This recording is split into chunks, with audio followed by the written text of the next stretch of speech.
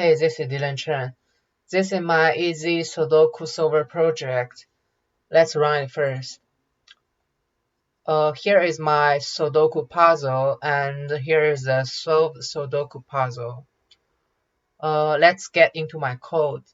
In order for us to solve this easy Sudoku puzzle, we have to use the cross-hatching algorithm.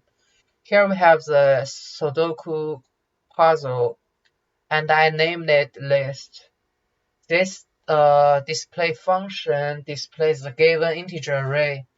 So if the elements in the array equals to 0, then it will output a space. In this while loop, we have this function called isField, and the function start. Here is my start. Here is my code for the start function. So we have temp list for helping us to use a cross-hatching. The function clearArray just basically set all the elements in the array to 0. And here is a code. And two variables, temp rows and temp columns, for helping set the checkpoint inside the 9x9 matrix. So first we have to search array elements inside the array list. If the value is found which equal to variable number, then we use the function cross-hatching to cross out the horizontal line and vertical line and highlight the specific position.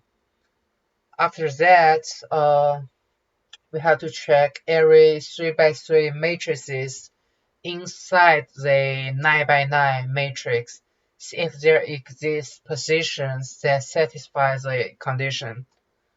So here is my check and assign number function.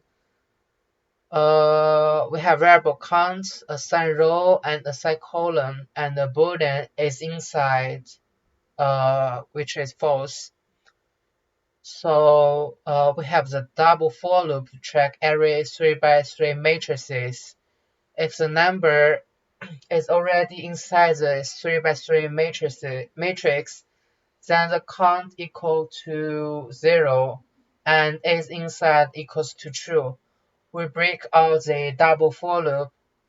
Else if the position is not crosshatched and also is an empty entry inside the 3x3 matrix, the count increments and we get the value for row and column.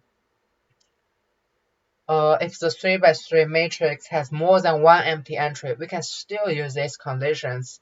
We increment the count and we can still replace the assign row and assign column with new values, but we will not use them since the count is greater than 1. So after that, if the count equals to 1, that means there is only one empty entry that satisfies the conditions, and we can assign variable number to that entry.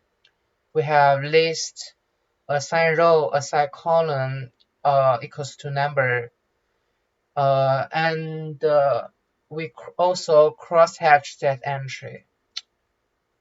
Then the temp columns increments by 3, which means we go to the next 3x3 matrix.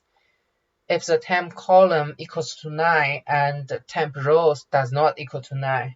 In other words, if it's the last 3x3 matrix in this row and this row is not the last row, then we go to the next row below it and start with the first 3x3 matrix.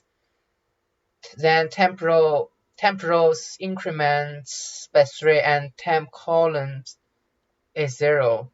And we do the same process over and over, and we do this same process until we check the last 3x3 matrix in which temp rows and temp columns all equal to 9, And then we go back to our main function and check if its field is false. And we do it over and over until its field is true. After that, we display the list. And that's it. Thanks for watching.